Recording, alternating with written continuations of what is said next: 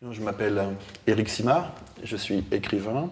C'est pas mon seul métier, puisque j'anime aussi des ateliers d'écriture. J'aime transmettre ma passion de l'écriture. Mais c'était pas un rêve d'enfant, écrivain. Je voulais faire basketteur. Les années passent, je deviens ingénieur. Et là, à un moment donné, à 23 ans, une rencontre, un poète grec, Démosthène d'Avétas, et qui a déclenché en moi vraiment la passion de la lecture et l'écriture. C'est pas un livre qui m'a amené l'écriture, un livre qui m'aurait fasciné. C'est vraiment la rencontre d'un poète et sa posture dans le monde, sa manière d'être.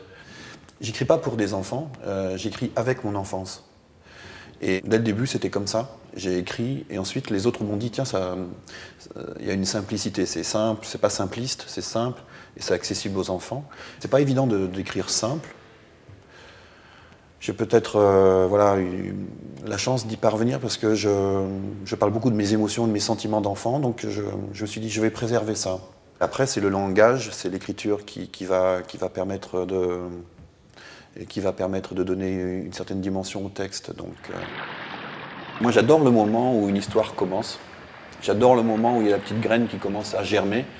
Et le cycle des destins, cette graine-là, elle a germé un été 2010 dans mon esprit, mais je ne savais pas encore que ça allait m'emmener sur une saga de longue haleine. J'observe les dauphins dans la baie du Mont-Saint-Michel, là où j'habite.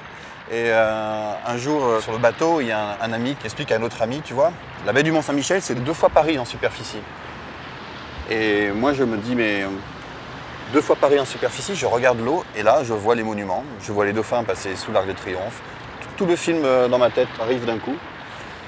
Et je rentre chez moi et je me dis, voilà, ça doit exister. Imaginons Paris sous l'eau. Il y a aussi le fait que j'habite en Bretagne, et qu'en Bretagne, la légende de la ville d'Is est très présente.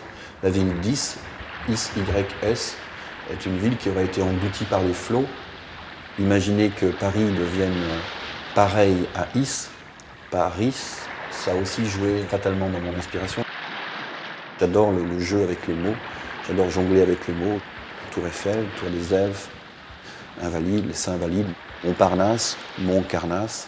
Pour moi, ce sont vraiment des tremplins, ce que j'appelle un peu le langage des oiseaux. Écouter la musique des mots, ce qui est propre à la poésie, entre autres.